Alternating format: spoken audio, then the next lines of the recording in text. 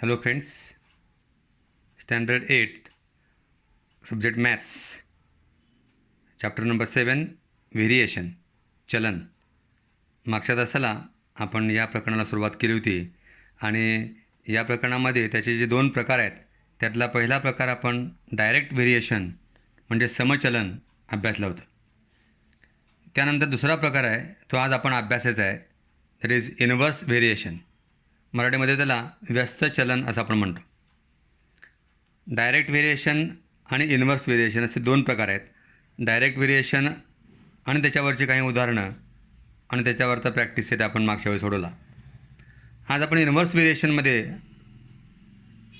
आपण inverse variation कशाला म्हणतात त्याच्यामध्ये the statement X is inversely proportional to Y, म्हणजे समजा एक्स आणि वाय हे एकमेकांशी व्यस्त प्रमाणात असतील, म्हणजेच X inversely varies as Y is written as X inversely proportional to Y किंवा एक्स प्रपोर्शनल टू 1/y असं लिहितो आपण.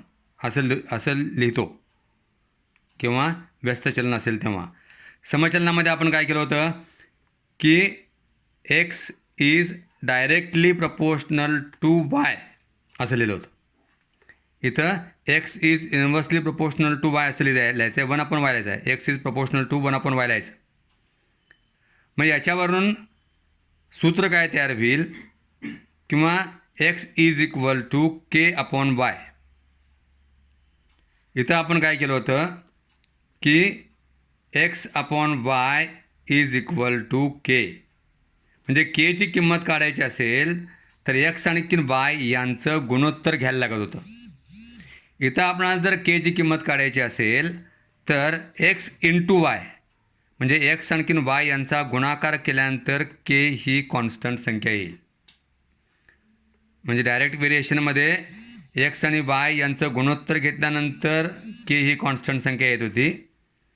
इनव्हर्सली प्रपोर्शनलमध्ये आपणाला असं लक्षात येतं की एक्स इंटू वाय म्हणजे एक्स आणि वाय या दोन चलांचा गुणाकार केल्यानंतर कॉन्स्टंट संख्या येते. एक उदाहरण आपण अभ्यासूया म्हणजे तुमच्या लक्षात येऊ शकेल. काय उदाहरण आहे बघा. If A varies inversely as B, म्हणजे ए आणखीन बी हे इनव्हर्सली प्रपोर्शनमध्ये आहेत जसं एक्स आणि वाय तसं.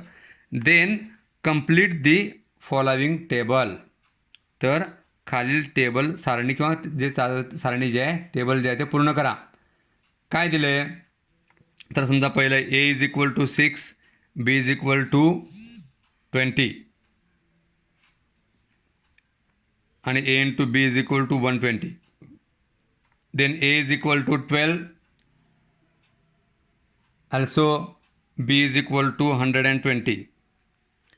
then a is equal to 15, दोन्ही किमती काढायला सांगितलेत.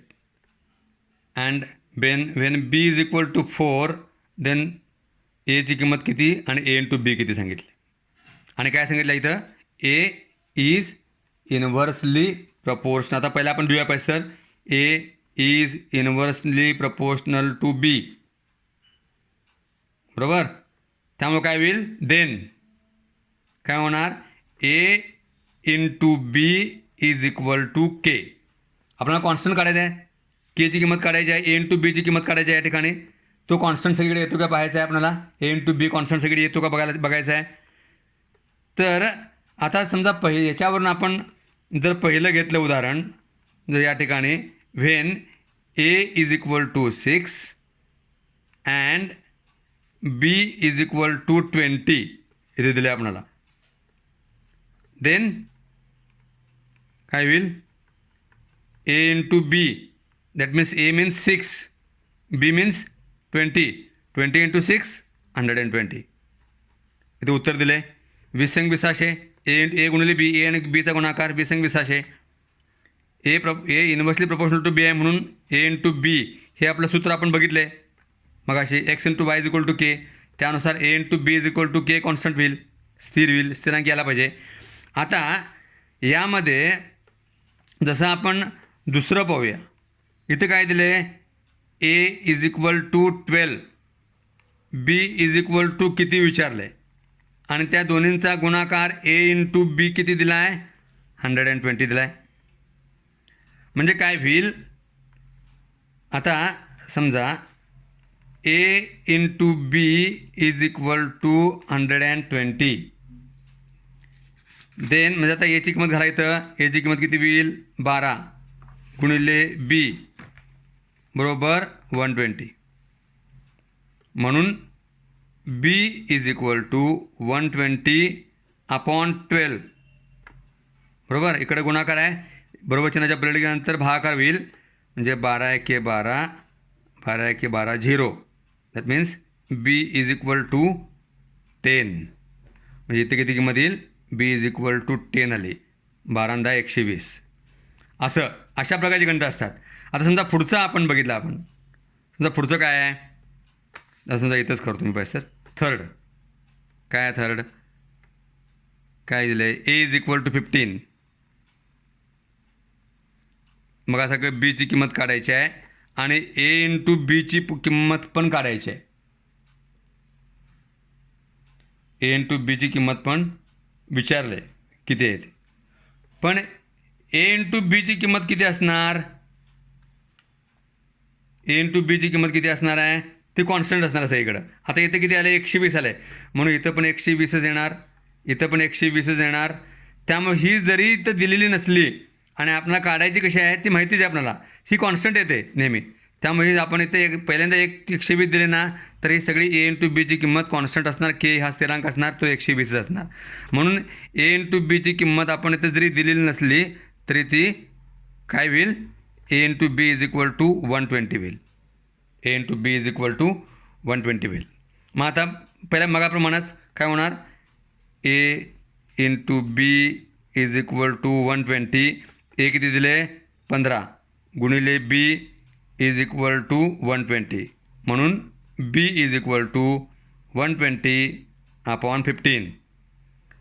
15चा पाळा येत असेल तर बघा 15 ते 5 200, 15 28 8 म्हणजे काय होणार बी इज इक्वल टू 8 बरोबर. बी इज इक्वल टू 8 होईल. चौथं बघूया. इथे काय दिलं आहे बी इज इक्वल टू 4 दिलं आहे. तर एची उलटं एचं विचारलं आहे. मग आपण बीची किंमत काढतो तर एची किंमत विचारलं आहे. ए इंटू बी कॉन्स्टंट असणार असतो 120. म्हणजे काय होणार A into B is equal to 120. एची किंमत काढायची आहे, बीची किंमत 4 दिले 120. म्हणून ए इज इक्वल टू 120. इकडे गुणाकार आहे, इकडे गेल्यानंतर भागाकार होणार. 4 एके 4, 4 त्रिकम 12 30. That means A is equal to 30 होईल. ए इज इक्वल टू 30 म्हणजे 30 आणखीन इंटू 4 30 गुणिले 40 30 गुणिले 4 120 होईल. म्हणजे अशा रीतीनं एखाद्या टेबलमध्ये जर काही किमती दिल्या असतील, एखादी किंमत दिली असेल आणखी दुसरी किंमत जर विचारली असेल तर आपणाला ती किंमत काढता यायला पाहिजे. आणखीन एक वेगळ्या प्रकारची आणखीन काही गणित असतील तर आपण पाहूया ती. समजा एक example second. Find constant of variation. Find constant of variation म्हणजे मगाशी टेबलमध्ये दिलं होतं, इथं तेच आहे फक्त बाकी थोडा फरक आहे. And write equation of variation. बघा काय म्हटलं आहे and write equation of variation. म्हणजे कॉन्स्टंट के विचारलं आहे आणि त्याचं इक्वेशन विचारलं आहे. इक्वेशन म्हणजे X into Y is equal to K. मग आपण बघितले ते इक्वेशन असेल त्याचं. काय दिलं आहे समजा आपण एक गणित घेतलं P is proportional to 1/q समजा असं दिलं आहे. किंवा if P is equal to 15 and then Q is equal to 4 म्हणजे पीची किंमत 15 आणि क्यूची किंमत 4 असेल तर कॉन्स्टंट किती येईल विचारलं आहे. आता कॉन्स्टंट काढण्यासाठी काय होणार, आपण कॉन्स्टंट काढताना सूत्र काय आपलं, इक्वेशन काय आहे, इक्वेशन काय तयार होईल, P into Q is equal to K, constant of variation K is the constant of variation. मग पी किती आहे, P is 15, Q is 4 is equal to K, that means K is equal to 15 चौक 60. This is the constant of variation. हा K हा constant. Write equation of variation. Equation of variation काय, P into K, P into K Q is equal to also 60. Second आणखी नाही बघूया आपण पैसा, म्हणजे इक्वेशन जे येईल ते इक्वेशन अँड कॉन्स्टंट दोन्हींची किंमत या ठिकाणी सारखीच येते. समजा आपण आणखीन एक बघितलं, Z is proportional to 1/W. बघा, Z is proportional to 1/W, किंवा ते when Z is equal to 2 then W is equal to 12. मग प्रमाणात करायचं आहे. या ठिकाणी काय होईल, Z into Q is equal to K. हे काय झालं, आपलं इक्वेशन तयार झालं. कॉन्स्टंट ऑफ व्हेरिएशन के काढायचं आहे आपल्याला, किंवा त्याला फक्त Z is equal to 2, Q is equal to 12, sorry Q नाही तर डब्ल्यू आहे, sorry W is equal to 12 is equal to K, that means K is equal to 24. Equation काय आहे, Z into W is equal to दोन्हींचा गुणाकार तोच झाला आहे मगाचा 24, 12 दोन्ही 24, म्हणजे कॉन्स्टंट आहे तोच दोन्हींचा गुणाकार आहे. अशा प्रकारची काही गणितं आपण प्रॅक्टिस सेट 7.2 हा आपण तुम्ही घरी गेल्यानंतर सॉल्व करा. थँक्यू.